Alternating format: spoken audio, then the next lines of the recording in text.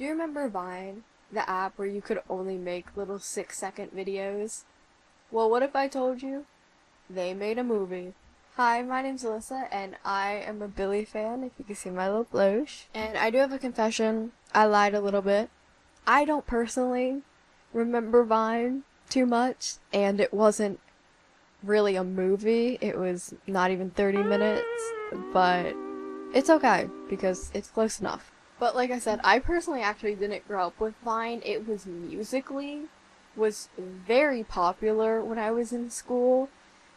Specifically around 3rd grade, Musical.ly became very popular, and it was like literally like a social status in school, whether you had a phone and if it had Musical.ly on it or not. But if you are not familiar, Vine was an app that launched in 2013, and I believe that it was made by Twitter, and it met its maybe unfortunate demise in 2017, although I feel like it kind of had it coming. But the reason it shut down was just money reasons. Nobody was really making money off of it. The creators on the app couldn't really monetize their videos, and the creators of the app couldn't really monetize either off of it, so kind of had to shut down. However, just a year before Vine shut down, in some would say the most romanticized year ever, 2016, Vine came out with a little mini movie that starred everyone's favorite and least favorite creators. Camp Unplug was basically Vine, in a way, telling their users to get outside and go touch some grass. Centers around 13 creators who are sent to a camp in order to detox from their phone addictions. And this mini-movie was first premiered at VidCon, and apparently it was also nominated for like some YouTuber awards, like the Streamies and stuff. So, pretty cool. But let's get into it. Okay, so we start out with a cute little theme song introducing everybody. This is my battle, I stand up and own it. My phone's in my pocket and I'm in the moment. And this is just a little side note here. I actually didn't even realize that not even Emily came from Vine. Like, looking back at her Vines now, I'm like, oh yeah, that's obvious, that's her. But like, I don't know, I thought she was closer to my age. Like, she looks like she was not aged a day. She is gorgeous. So basically, all of the creators who were sent to this camp were sent by people who claim that they were addicted to their phones. So obviously, they have to hand over their phones. That is like a very common trope in like camp type stuff. Like, I think that happened in Bunked too, where like they couldn't have their phones at all. And I mean, I get it, you know. And while kind of introducing the camp counselor says that there was an incident with a dismemberment. Also, if you heard about an incident... What incident? ...involving a dismemberment, don't worry about that. While I was watching it the first time, I wrote a joke in my script about how, like, oh, it would be a great opportunity to make this, like, a, like, slasher movie. Little did I know. We also get introduced to a lot of the characters and kind of their personalities in this scene. And I really like Michaela's character. I think most people would probably find her annoying, but I low-key find her kind of fun. Like, I don't know, I like her, she's cute. But while they're basically getting changed into, like, their camp uniforms and stuff, Michaela is going through selfie withdrawals in the cabin, and Emily basically has to take a fake selfie of her to calm her down, and I kind of like their dynamic. I do. I wish we got to see more of it. Like, I think my biggest thing with this is I wish it was longer. Like, I feel like I'll say that a lot. Like, I wish it was longer. I wish I got to see more of this, because I really enjoyed it. But then we cut over to the boys, and they are just fucking ripping into Danny. Do he ever shut the fuck up? No, but I need him to move his nose in front of the sun so I can stop getting the tan. Triangle nose. Ooh. Oh, paper plane nose. Get 'em! They use your nose to play paper football nose. Oh! You gotta go back in the water, they think you got a fin nose. Yeah. Wait, he said you gotta shut the fuck. Isn't he? Does he look like Paul Bunyan lesbian sister Paula Bunyan? Yeah, a little bit. Hey, look, no. He look like Ellen DeGeneres between ungenerous. Just look, just gaze, guys. Take it all in, you know? And I kind of feel really bad because all he wanted to do was show them the lake, and they're like making fun of his nose and stuff. Like, and honestly, it's a constant theme in this like little show about making fun of Danny Gonzalez's nose. Like, I don't see the issue. Like I low-key don't get it because like almost every single character has like a little like line making fun of Danny Gonzalez's nose, and it's like, is it that big of an issue? Like, I feel like I've never really perceived Danny Gonzalez's nose or been like, oh, it's like a little like abnormal. Like, no. Like, I feel like I've never once had a thought about Danny's nose being weird at all. Like, was this more of a thing? Like, back in 2016? Like, to make fun of Danny Gonzalez's nose? Like, I really don't get the jokes about it. Like, anyways, Danny has a little crash out about this, which justified because I don't see anything wrong with his nose. Like, My nose is fine! then, just as you have to do in every single show about a camp, you have to have a campfire, a bonfire, you know, it's mandatory. And they start talking about the dismemberment again, and Drew gets a little too into it, I think. Yeah, tell us about it. Calm down, buddy. Anyways, but the counselor then goes on to say that there was an old influencer who tried to sneak a phone into camp just like a year or two before they even went there. But apparently, this influencer being on their phone ended up killing the groundskeeper's dog, and now the groundskeeper haunts the camp as revenge on like all influencers or whatever. A little Five Nights at Freddy's 2 Charlie Emily moment. Anyways, but the editing in this scene is a little interesting. Like, I think I can kind of envision what they were going for here, but it just seems kind of weird. Like, it seems like they wanted to do a flashback scene, but like only kind of half committed to it.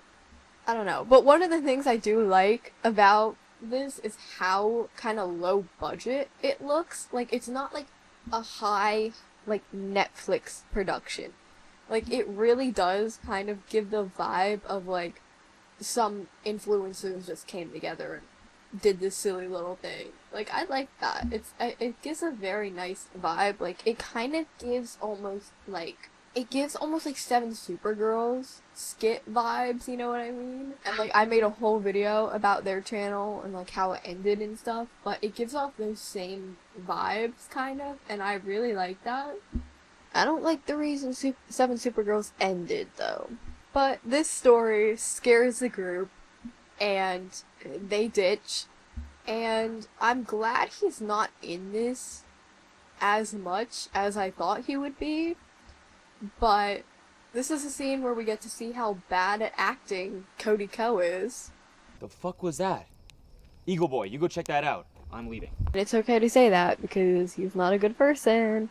So the remaining members hear a noise, and it's up to Danny and Michaela to go investigate.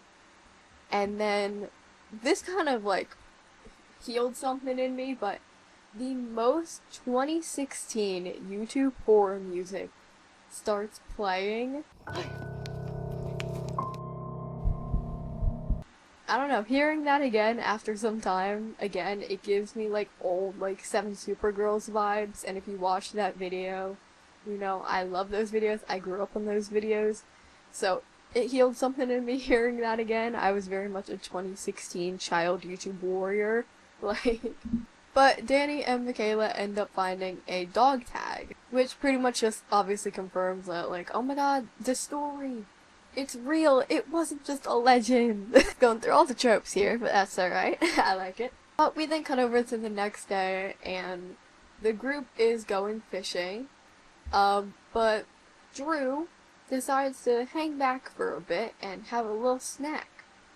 While fishing, Meek catches a severed arm, and Drew is watching ominously from above. So everyone hears them scream and then notice that some people are missing, but then one of the people who are missing, Chloe, comes and she's screaming and says that the killer drug her out of her cabin and into the woods and cut off her arm. Yeah, when I first wrote that, like, at the beginning when I first wrote down, like, in my script, like, oh, it would be funny if, like, this was, like, an actual slasher movie, like, if they just fully committed to it. I was joking. I didn't expect it to actually get this crazy. Like, it wasn't even, like, a prank or anything. Like, it wasn't like, oh, her arm was actually under her shirt this whole time, and this was all just, like, a little prank. Like, no, they actually, like, it's, like, canon that they, like, fully cut off her arm. So, obviously, we now have an opportunity to go get our phones to call 911, because this girl is missing her arm, and I'm assuming that that was the arm that Meek caught in the lake. So, yeah, let's go call 911. I don't know how she's alive, but Kenny goes to get the phones, and they find some guy named Chris locked up, and he says that the counselor is, like, crazy and stuff. I don't think Chris was in their group in the beginning, and I'm not sure who Chris is, low-key, because they were acting like we should've. I don't know. But then the group gets their phones back. Send an email real Hey quick. guys, life update. I have one arm. And someone in a mask comes up, and they have Drew leashed and tied up like a dog with his face painted. Who on the writing team absolutely hated Drew? I mean, I'm sure he didn't mind because he agreed to do it, obviously, like, but, like, imagine that's your character, just eating dirt, getting tied up like a dog, and watching people ominously when they find severed arms in lakes. Like, that's kind of a crazy character, and again, I wish this was longer so we could flesh out that character longer. Like, I'm interested in why Drew's so weird in this. Honestly, you know what? No, I take it back. Drew wasn't acting, actually. This was all improv, and they didn't even tell him that they were filming. That's my headcanon for this, is that this is all just how Drew naturally reacts to situations. He didn't even see any cameras or anything. I think that might be it, actually. I think I've cracked the code. But then our homegirl Lauren comes out and shoots the figure with an arrow. Bullseye, bitch. It's funny because she's a dog. And obviously, it is a camp counselor. I don't know if y'all were thinking anything different. Yeah, and then it basically just ends with them taking a selfie of the camp counselor's dying body as she's just bleeding out on the grass. And then it ends with the most 2016 outro I think I've ever seen. And that was Camp Unplug. I really liked it. Again, I do kind of wish it was a little bit, teeny tiny bit longer, because I did get really invested in it, but I might be the only one. And obviously, I can understand why it was only a few minutes long, because if Vine wasn't making much money to begin with, they weren't making a whole Netflix series out of this. But yeah, I really enjoyed it. I did think it was funnier than I thought it would be. Obviously, the acting isn't the best, because it's just a bunch of Viners, but again, it really did give me, like, that it's just a group of friends who came together to make a silly thing type video. And I love that. I really love that. Again, very 2016 vibes. I love that too. The cast did do, like, a bunch of vines while they were there, but I'm not gonna go through all of those because they're not canon in the Camp Unplug universe, because they actually weren't supposed to have their phones at camp.